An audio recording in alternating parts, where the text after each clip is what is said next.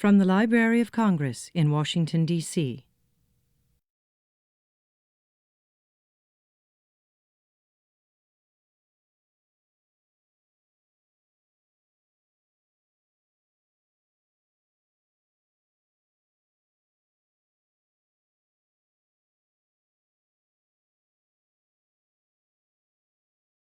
We have a very distinguished speaker today, so I'm delighted to welcome you all and hope you'll enjoy today's lecture on King Solomon's Temple. Every age, every period seems to recreate Solomon's Temple in its own image. In medieval art, the temple looks like a medieval castle, down to the wooden towers and stockades. In Renaissance art, it looks like a Renaissance palace, all marble and gold. But to know what the temple really looked like, well, for that we need a scholar, one with a very profound knowledge, not only of the Bible, but also of the world of the ancient Near East, its language, its writings, its monuments. We are fortunate, therefore, in having with us one of the most important scholars in the field today, Professor Avigdor Hurowitz.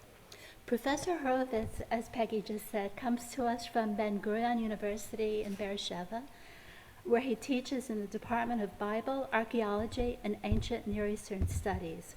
He has published extensively on temples and cult in the Bible, Mesopotamia, and on literary aspects of the ancient Akkadian writings. He is currently writing a commentary on the Book of Proverbs, one which I understand is nearing completion and which will be published in the series Mikra Israel, which, at least in my opinion, is surely the best and most prestigious series of commentaries. So please join me in welcoming Professor Hurowitz, who will be speaking about heaven on earth, King Solomon's Temple, Near Eastern eyes.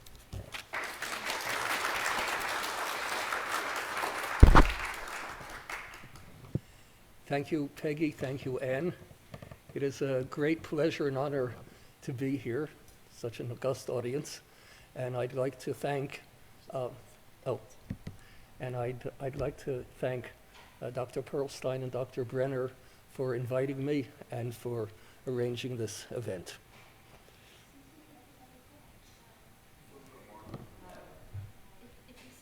Okay. Okay. I know it's the middle of the day and it's hot and everyone's tired, so if I doze off, you'll just go on with you'll go on without me. Okay.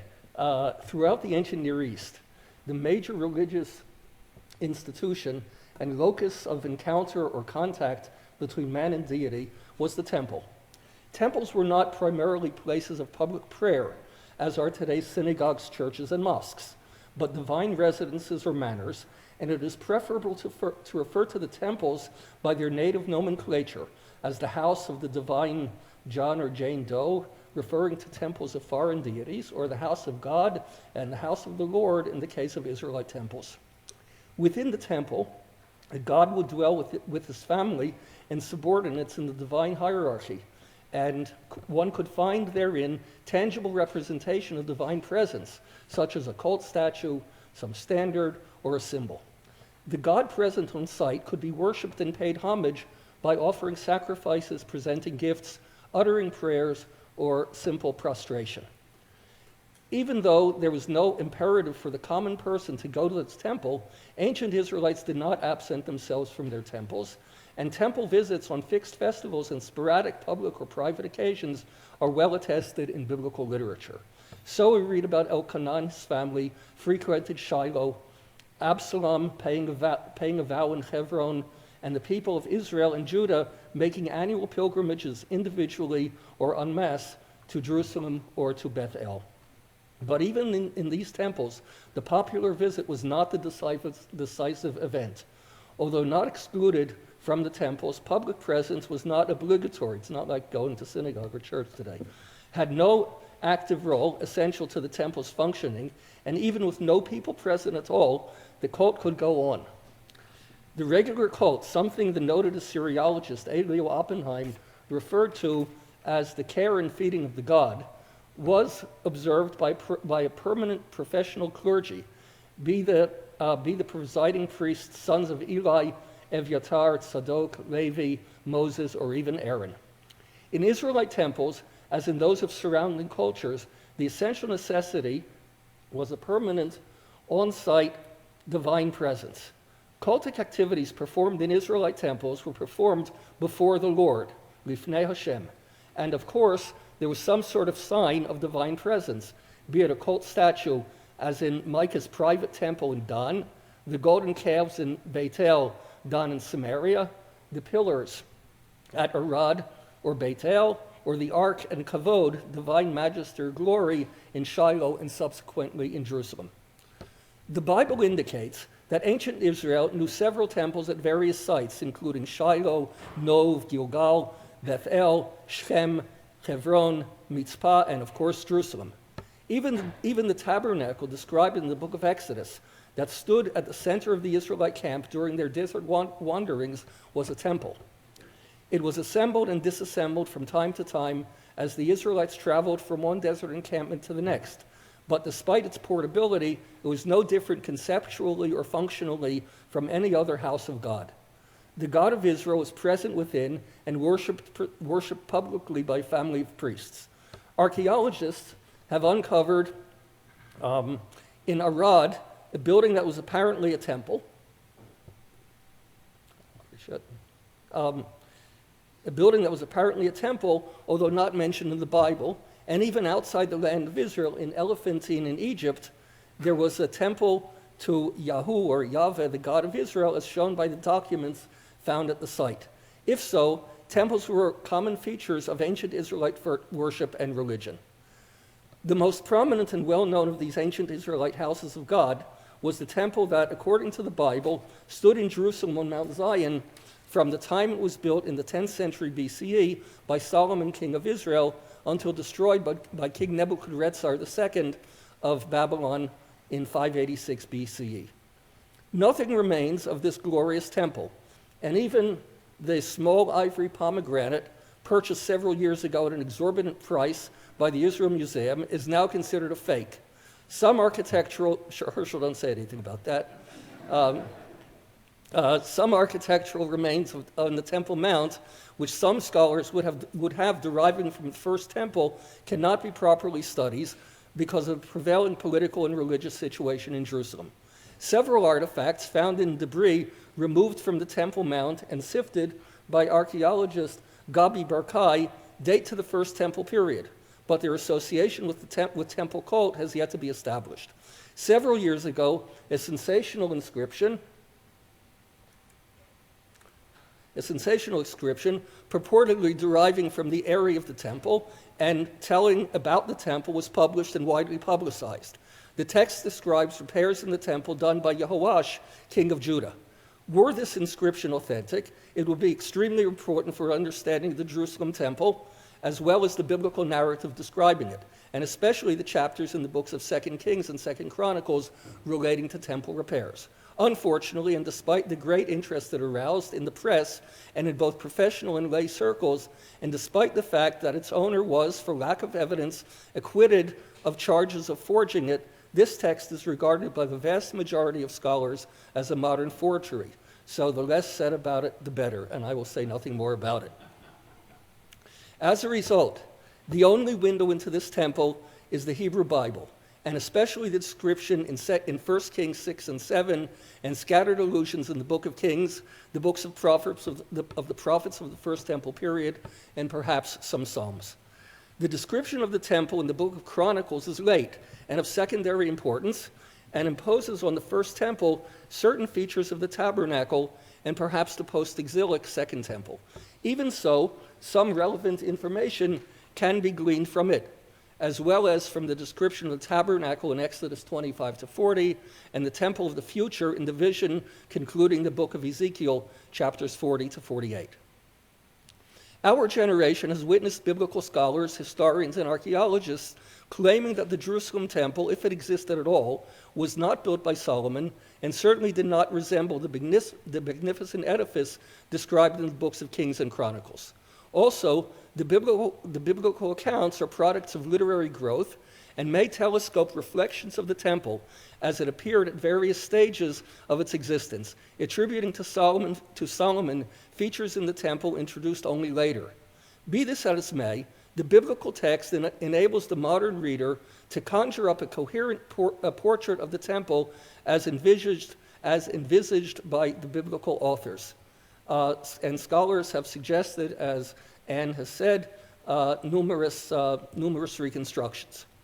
With the help of ancient Near Eastern artifacts and textual parallels, it is possible to reconstruct its form and develop an understanding of its design, significance, and ancient symbolism. And most important for this are temples discovered at Dara in Syria, at Tell-Tayanat in Turkey, and of course, well, two temples discovered in Tell-Tayanat in Turkey, and we'll return to them later. In my lecture today, I will guide you on a tour through this temple, viewing it through the prism of the biblical accounts, illuminated by pertinent materials from the ancient Near East. We will start at the site, enter through the gates, walk around the precincts, and end up in the innermost room of the temple. If so, let us assume that we are all, as the psalm requires, of clean hands and a pure heart, and let us ascend the mountain of the Lord and stand in his holy place. Is there anyone here who is not of clean hand and pure heart? He has nothing to do. You're my brother-in-law. What? Yes, that's my brother-in-law. He's right. Okay. The Bible speaks from time to time of going up or ascending to Mount Zion or the mountain of the Lord. The toponym Zion, Zion, whose derivation and meaning remain elusive, originally designated the site of the fortress captured by King David, where he took up residence, and which he then, following ancient Near Eastern custom, called the city of David, Ir David, indicating that it was the hill overlooking the royal compound in Jerusalem. The term was applied in the course of time to all of Jerusalem and eventually to the entire land of Israel. The mountain of the Lord is therefore not particularly high, and one passage in the book of Psalms even states that Jerusalem is surrounded by mountains. But the disappointing topographic reality need not detract from the emotional experience of the ascent. The prophets Isaiah, Micah, Ezekiel, 2nd Isaiah, and Deutero-Zechariah predict, each in his own style, that in the end of days, as a result of apocalyptic catastrophes and upheavals, the mountain of the Lord's house shall be established in the top of the mountains and shall be exalted above the hills. This picture of the future, with its ideal temple, certainly reflects the aspirations and desires of the present, and pilgrims going up to the house of the Lord assumedly saw in their mind's eye and felt themselves as if they were symbolically uplifted or spiritually ascending a much loftier mountain. We can enter the temple through a number of gates. We cannot be sure what these gates looked like or their number at the time of Solomon, but assuming the gates of Ezekiel, visions for the future temple, reflect those he saw in the Jerusalem temple on the eve of its destruction, then we see that at some time, sooner or later, during its long history, the temple was outfitted with gates resembling those found in excavations at Megiddo and Gezer, and most recently at Khirbet Qeiyafah, the dates of which are still not firmly fixed by archaeologists. Were we to visit the temple at the time of Solomon, no fee would have been acquired in order to enter. However, certain idealistic psalms and prophecies express ethical requirements, and such requirements have parallels in temples of other ancient Near Eastern religions. According to Psalm 15, Lord, who shall abide in thy tabernacle? Who shall dwell in thy holy hill? He that walketh uprightly and worketh righteousness and speaketh the truth in his heart, etc. This passage is comparable to an inscription at the entrance to the temple in Edfu in Egypt, in which Sheshet, goddess of writing, says to Horus, I have come before you to write down before you the ones who do right and the ones who do wrong, the one who enters when impure and who speaks lies in your house, the one who distinguishes between good and bad, the pure one, etc. Getting back to the entrance fee, At the time of King Yehoash, it became customary to pay voluntary contributions that would be collected by priests watching at the threshold. These contributions were gathered in a wooden box with a hole in its lid standing beside the altar. This box would be opened when full by a royal scribe and the high priest, and the silver which had accumulated would be refined, counted, and paid to artisans engaged in repairing damages to the temple. This practice indicates that responsibility for maintaining the temple had passed at least partially from the royal purse to the public pocket. At the same time, oversight of the temple maintenance fund was shared by king and clergy, as it was in contemporary Assyrian temples as well. This shows a certain democratization or popularization of the cult, a phenomenon reflected as well in the account of building the tabernacle and the story in 1 Chronicles about building the temple, in which the people contribute generously from their own property to the construction project. Solomon's temple is sometimes referred to by scholars as a, quote, royal chapel, on analogy of the royal sanctuary, Mikdash Melech at Beit El, visited by the prophet Amos. But the free access and the dependence on public funding challenge the accuracy of such an appellation. Upon entering the temple compound, we stand in the large outer court. The courtyard itself is full of people reciting prayers and psalms and preparing or consuming sacrifices. This court is paved with large hewn stones and surrounded by service chambers called leshachot, used by priests, prophets, and courtiers. They serve for eating sacrificial meat, storage, and other assorted functions. Similar structures with like purposes were present at Shiloh, Ramah, and perhaps Dan. One cannot know how many such chambers or leshachot were in the temple when first built, but narratives in the book of Jeremiah and Ezekiel's vision show that by the end of the first temple's existence, they were numerous and were loci for royal and clerical activity of a not strictly cultic nature. Continuing on, we enter the inner court, something permitted only to priests. In this court stands a large altar of bronze, which serves for several types of sacrificial animals. Gather the blood of the victims and libations. The priests tend the fire burning on the altar, arrange cuts of sacrificial animals, gather the blood of the victims, and pour it at the base of the altar, all using special bronze implements.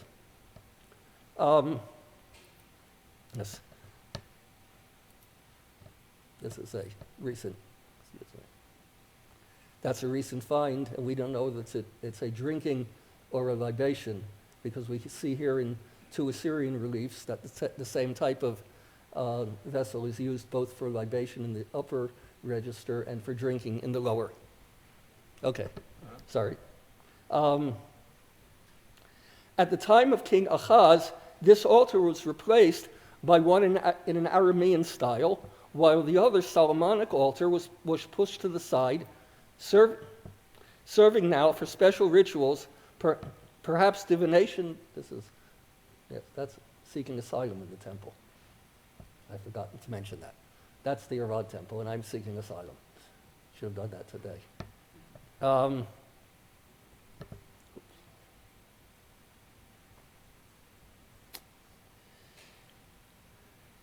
While the other Solomonic altar was pushed to the side, serving now for special rituals, perhaps divination by extispacy, performed by the king. The old altar was simple, having only a single upper surface and a set of horns, resembling the bronze altar described for the tabernacle or the stone altar from Tel-Sheva. The new altar, which Ezekiel saw as the basis for the altar in the future temple, is stepped, having 3 stages. It also has horns and resembles in form the names and the names of its parts, the Mesopotamian stepped temple towers called ziggurats. Ezekiel's altar had steps leading up to it on its east side. This is in contradiction to the law of the altar in Exodus 19 and different from the tabernacle altar. Whether the original altar in the temple had such steps is unknown. The temple itself stands in the middle of the court, but before approaching it, we find in front of the building, to the right and the left of the entrance, enormous bronze implements filled with water. Left of the entrance, as we face the building, is a huge basin, or sea, yam. This sea rests on 12 bronze cattle, 4 facing each direction of the compass. Along with them are 10 immense wheeled stands, or Mekhonot, made of bronze. Each stand is decorated with lions, cattle, and cherubs, and atop each one rests a bronze basin, a kior. According to a note in the book of Chronicles, the sea served for priestly ablutions, while the smaller basins on the wagons held water in which one could wash the flesh and entrails of the sacrificial animals. But apart from the practical cultic functions of these vessels, their number, size, location, and decoration indicate that they have a symbolic role. Some scholars have suggested that they symbolize God's war with the primeval sea monsters around the time of creation. They would then be trophies from this battle, and one can compare, for example, the Mesopotamian god Ninurta displaying his vanquished enemies in the temple at Nippur, as described in the Sumerian text Ninurta's Return to Nippur. This explanation does not particularly appeal to me, but even if right, it does not exhaust the symbolism. In fact, the key to unlocking the symbolic meaning of the bronze waterworks is provided by Ezekiel's concluding vision, in which he tours and describes the temple of the future. The temple contains no such vessels. Instead, at exactly the place where the sea stood in Solomon's temple, Ezekiel sees welling up from under the temple threshold a steady stream flowing out and down into the Yam Haravah, the Dead Sea.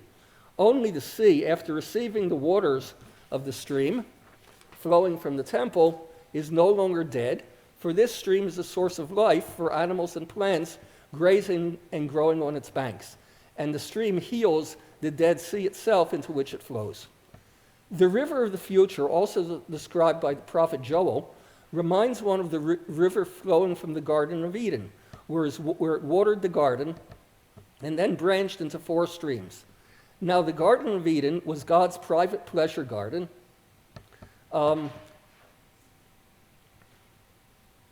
tended by newly created man, where God could walk enjoying the afternoon breeze. If so, the river flowing from Ezekiel's temple and the bronze water implements in Solomon's temple symbolized the river flowing from the Garden of Eden. Other ancient Near Eastern temples as well had in them streams of waterworks of various sorts. As an inscription of Ilushuma, king of Ashur, in the early 2nd millennium BCE tells that from the Ishtar temple in the city of Ashur, situated on Mount Abuch, 2 streams flowed forth to different gates, just as we find in Deutero-Zechariah and Assyrian kings such as Ashurnasirpal II and Sennacherib dug canals alongside the palaces in their newly built capital cities, Kalku and Nineveh.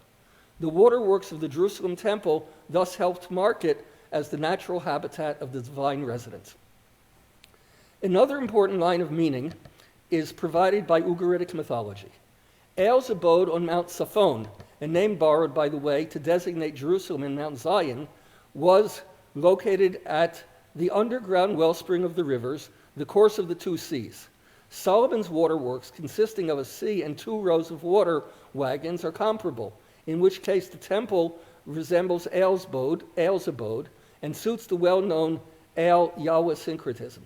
Finally, a large water basin found at Ashur was decorated with apkalu, primordial sages, and divine figures holding jugs from which streams of water flow. The apkalu figures, resembling men with fish bottoms, mark the basin as belonging to Ea, the Mesopotamian god of wisdom, crafts, and subterranean waters, who is identified eventually with Canaanite El. An additional aspect of the water vessels ties them to the ideal world of the future, on the one hand, and the divine garden on the other. The Mekhonot, the wagons, are decorated with lions, bulls, and cherubs. Cherubs are winged creatures, mythological denizens of the divine realm in general, and divine gardens in particular. Furthermore, the combination of lions and bulls records Isaiah's prophecy, and the wolf will dwell with the sheep, and the leopard will crouch with the kid, and the calf and the lion cub will graze together, and a small boy will lead them. And the cow and the bear will graze, together their offspring will crouch down, and the lion, like the cattle, will eat straw. The prophecy then says, no one will be wicked or violent throughout my sacred mountain. If so, harmony and serene coexistence between carnivorous and herbivorous animals is connected with the holy mountain where the temple will stand. Again, the decoration of the temple implements in the present reflect the ideal divine dwelling of the future, while the temple of the future provides the key for understanding the symbolism of the temple of the present. Walking between the rows of wagons, one reaches the entrance to the house of God. This building, a long room structure consisting of a forecourt, a large anteroom, and a small inner room, resembles in overall internal layout various ancient Near Eastern temples, but in particular two first millennium temples at Tell-Tayanat in Turkey, one discovered in the 1930s and the other discovered about a decade ago, and a late second millennium temple at Dara discovered in the 1980s. This is the Bigfoot Temple.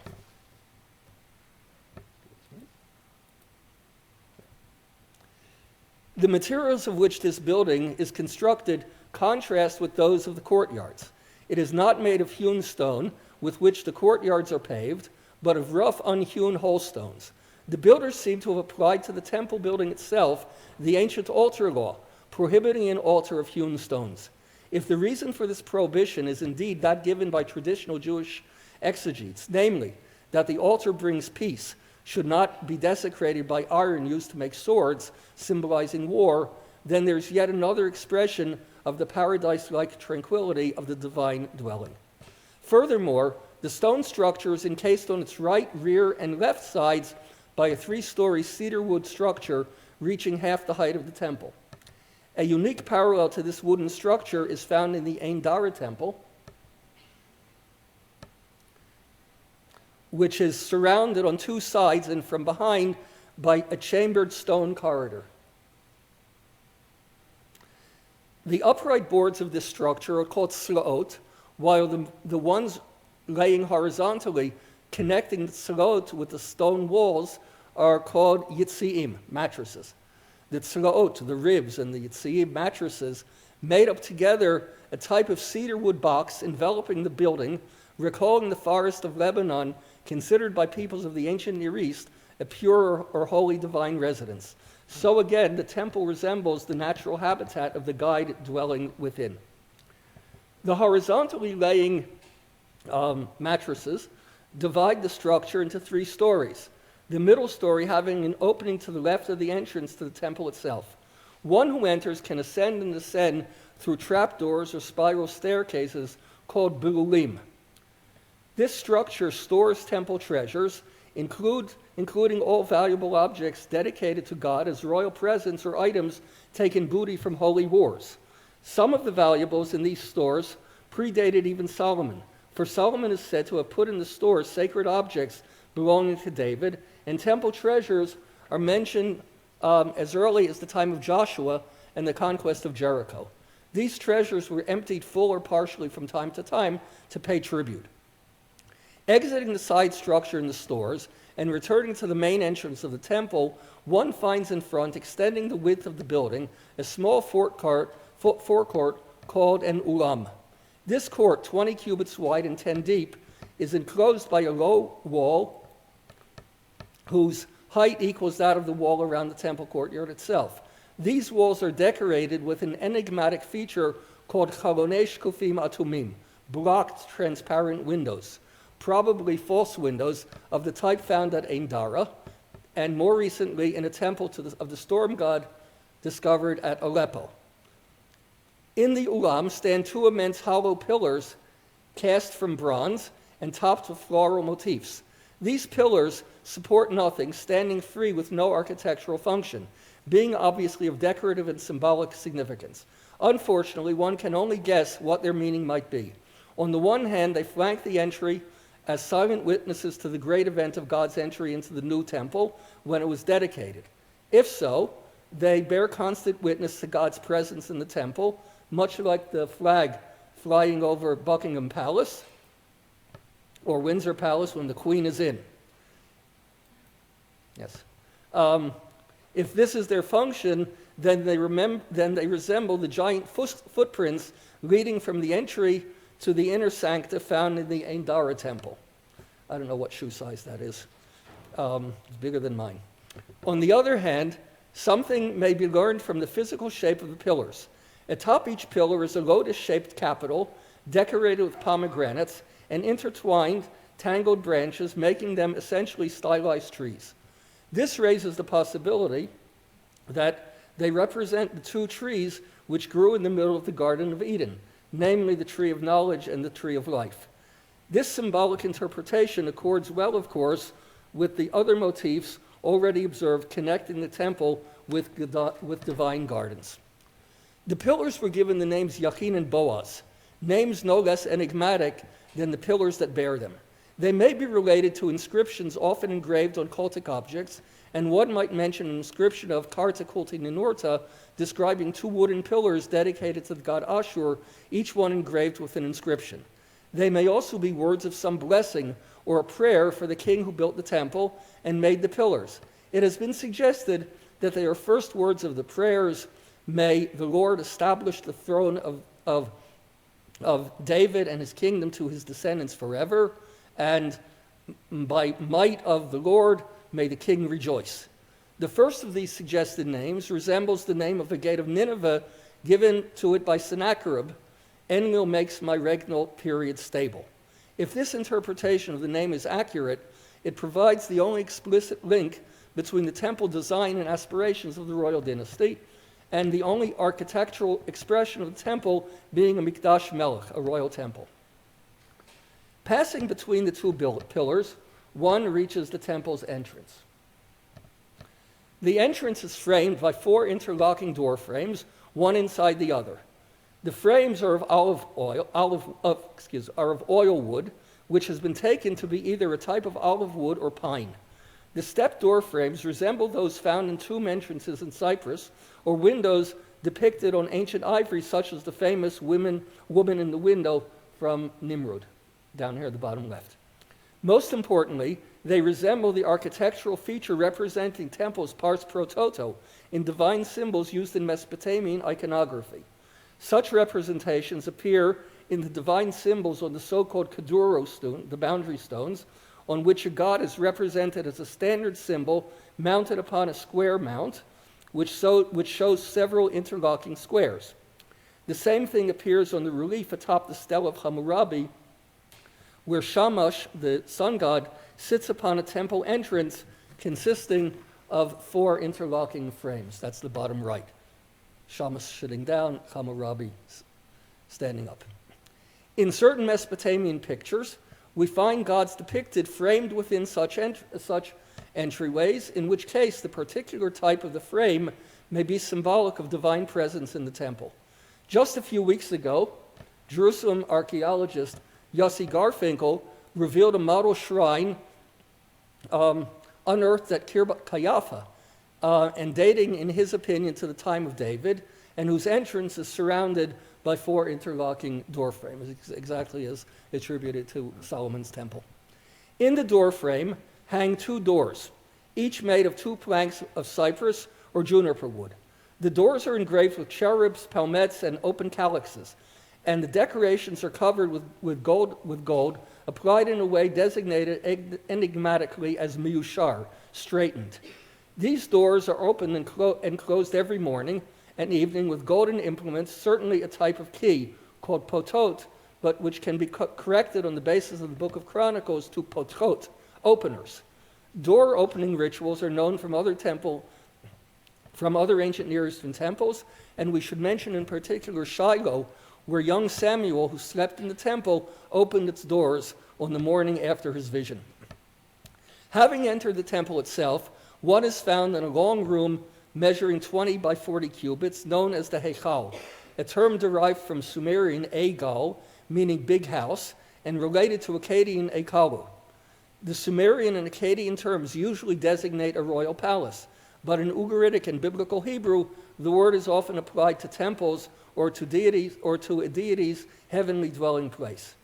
Similar to the doors of from the outside, the floor of this room is of cypress or perhaps juniper wood, but the walls and ceiling are of cedar wood, and the room was assumedly somewhat fragrant. The two side walls, as well as the walls through which one enters from the outside, are engraved with gourds and calyxes. But the far wall, at the back of the Heichal, through which one enters the inner chamber, is decorated more ornately. It is covered not with gourds and calyxes, but with calyxes, palmettes, and cherubs. The cherubs engraved on the doors to the Heichal represent certainly guards, and they may have be compared with the cherubs holding the ever-turning sword guarding the entry to the Garden of Eden and the way to the Tree of Life. The cherubs on the back wall of the Heichal represent, in contrast, the honor guard standing outside the throne room in which the divine king sits enthroned in all his radiant glory. I will be finished in 5 minutes. In the Heichal, the main daily ritual is performed.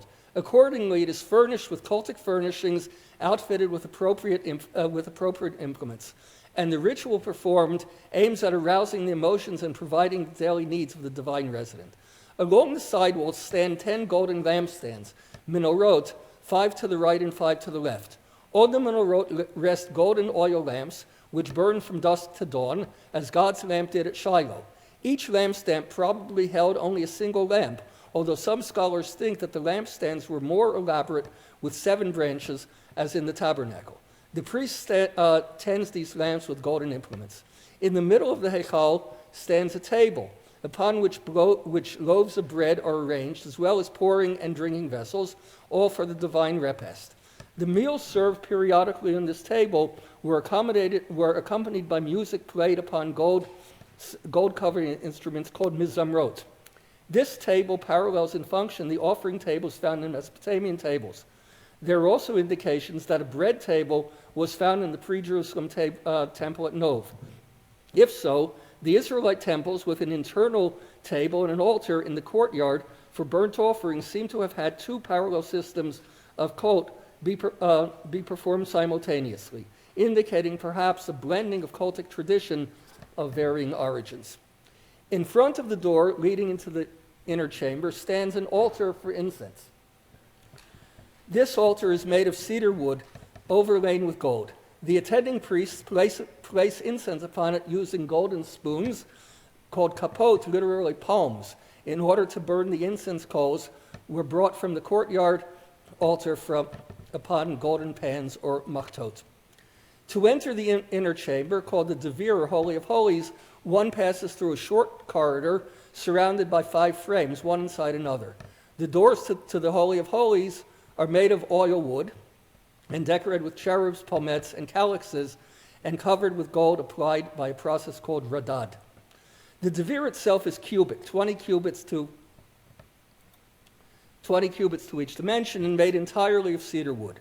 The walls of this chamber are covered with gold and decorated with calyxes, palmettes, and cherubs, representing God's heavenly retinue, reminding us of the divine throne room scenes described in the prophecy of Michayahu, son of Yimla, Isaiah's throne vision, and the opening chapters in the book of Job.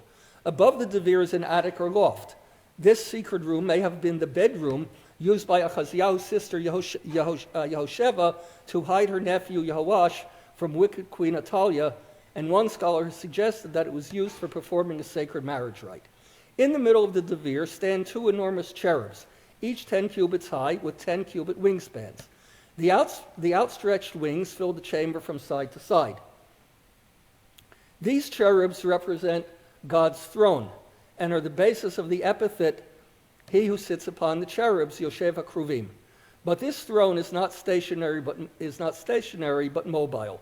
And when moving from place to place, it serves as God's sedan chair, giving the title Rochev HaKruvim, rider on the cherubs. According to the book of Chronicles, this cherub throne is the model of the Merkavah, a term used in post-biblical Hebrew as early as the book of Ben Sira to designate the divine chariot described in the 1st and 12th chapters of Ezekiel. According to a more recent theory, the cherubs are of a different type, and they shelter the divine resident sitting behind them. Under the outstretched wings of the cherubs stands the Aron, or the ark, literally a box. This ark brought to Jerusalem from Shiloh, where it stood earlier, is God's footstool when he sits upon the cherub throne. Just like other footstools known from the ancient Near East, in which copies of treaties were placed, this one stores the tables of the covenant, recording the covenant between God and his people Israel. The importance of this inner room is emphasized by the grand doors in its entrance and also by the form of the temple in its entirety. Looking back on what we have seen thus far, we recall that the way from the courtyard into the Holy of Holies passes cultic implements and decorations which increased in material worth and technological sophistication as we progressed inward. In the courtyard, everything was made of bronze, but when entering the building, we encountered only gold, and the amount of gold increased going from the Hekal to the Devir, the outer sanctum to the inner sanctum. The wood in the Hekal was both cedar and cypress, while in the Devir, it was cedar with cherubs of oil wood. The outer door was surrounded by 4-tiered door frames, while the frame of the inner door was 5-tiered. The walls of the Hekal were decorated with gourds and calyxes, while the walls of the Devir bore calyxes, palmets, and cherubs. The gradual increase in the value of the material and the technological sophistication parallels an increase in sanctity and strictness on who may enter. The outer court would have been visited by the people at large, while the inner court was the domain of the priests, and the inside of the temple was only open to the high priest. All in all, Solomon's temple is a luxurious divine residence in a mountaintop pleasure garden, and its general design focuses on the inner room and is meant to glorify and magnify the divine residence sitting on its cherub throne. And I think I'll stop here.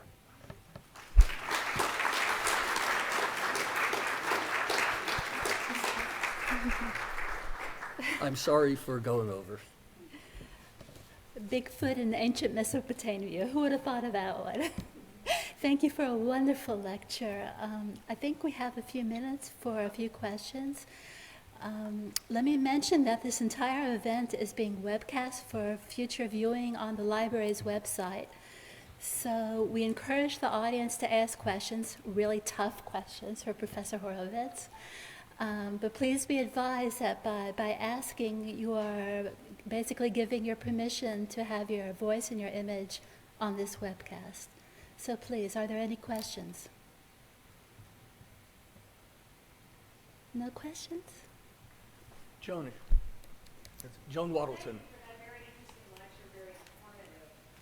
I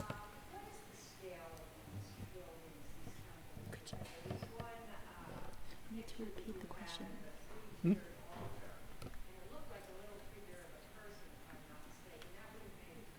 Yes. Repeat the question. The question was, what is the scale? What are the proportions? What are the dimensions of these buildings?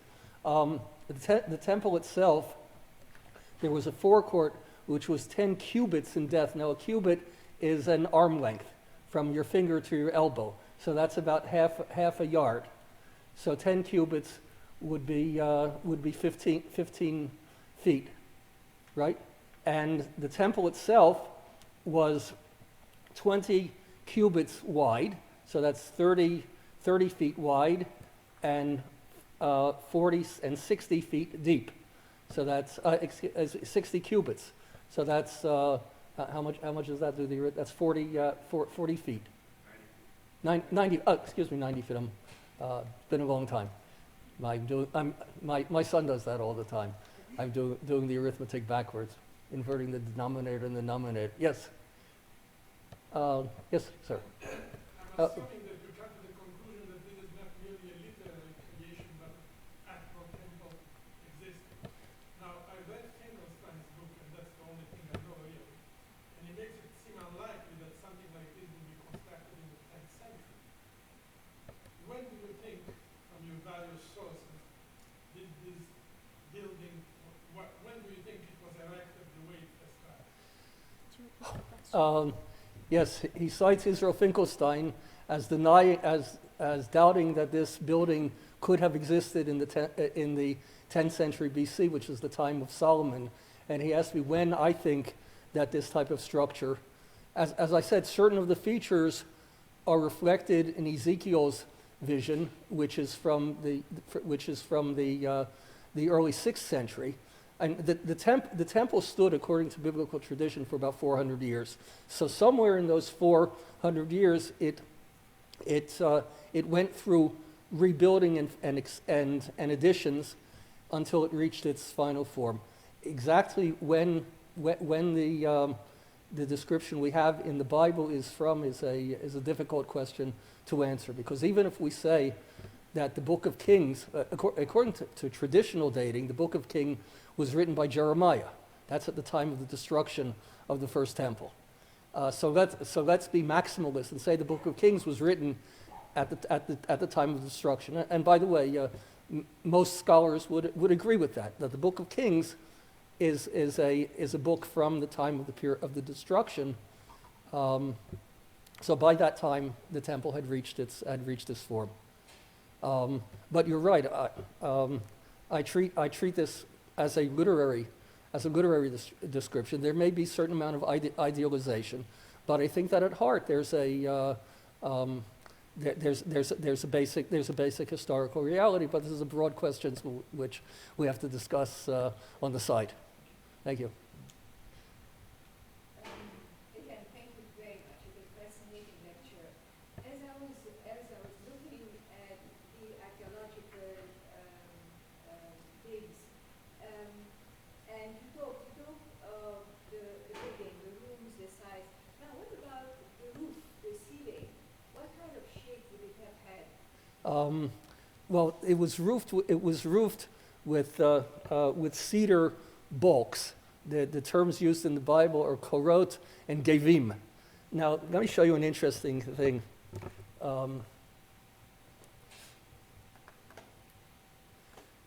This is from the Tell-Tayanat inscription. Where is this? Here. Okay. Let's take this picture here. Do you see these? Okay, Yossi Garfinkel has identified them incorrectly, in my opinion, as the Yitzim and Sraot, which I take as the side chambers. But these, which happen to be the earliest form of a certain feature known from Greek architecture, and they date their appearance in Greek architecture.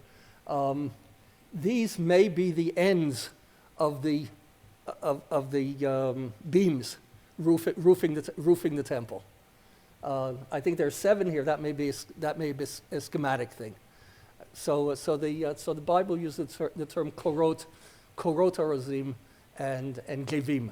So I take them to be long beams and short beams going the other way, or else, right, cross beams, right. That may be, or something like that. And whether it was sealed, it would have been flat. Yes. Although I mentioned there may have been a room up there called which Jehoash was hidden by his sister. And okay, yes. Explain a little bit more about the presence of the cherubs, the iconography of the cherubs on the inner walls, and do that discontinue at some point? Okay, the question is, can I discuss the cherubs? The cherubs are a fascinating creature, and recently several books have been written about them, but try to make things as I see them. A cherub is basically it's a compound creature. It's what we call in English a mishwesen. Remember Flubadub from Howdy Doody? Made up of, they're like sphinxes. We know sphinxes and griffins. By the way, the term griffin may be etymologically related to cherub, to kruv. Kruv would be an Akkadian root, karaba, which means to bless, like Hebrew berech. It's the same root. Anyway, these are compound creatures with legs and bodies and wings. Now, in the Bible, the kruvim serve various functions. We hear of them in a mythological context in the story of Garden of Eden, where God places the cherub with the constantly whirling sword to guard the to guard the path to the tree of life. In other places, we hear of God riding on cherubs. So it would be the same creature, but serving a different function. In the temple, we also have cherubs in different roles. We have guards at the entrance. They would probably be standing, and I could find some iconography to show you things like this. And they would be at the doors. They would be engraved on the doors, and they would represent divine. Let me show you a slide. Here. You see this down here at the bottom? This is an Assyrian palace. Can you see it? Should I go into view slideshow? Let's go all the way down there.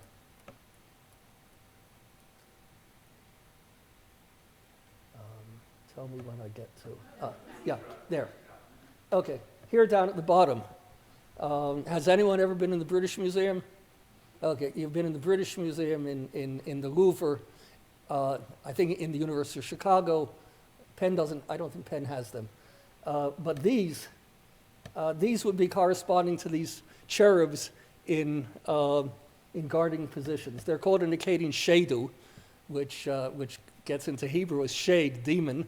They could also be called Agadlamu, and they have all sorts of fancy names. But these are guarding the entrance to the palace. They keep wicked people out. They're scary. They're actually much like gargoyles. They're like gargoyles on Gothic, yes, on medieval churches, where you're afraid that demons are going to go in through the joints, and so you place gargoyles at the corners and all over to protect them from. But these are essentially what the cherubs do. So again, they're mishves and they're flubadubs, but they serve. They're part of the divine retinue, and God uses them for whatever purpose they need. Is that enough? Okay. I think we better end. Okay, that was absolutely fascinating. Let's thank Professor Hurowitz. This has been a presentation of the Library of Congress. Visit us at loc.gov.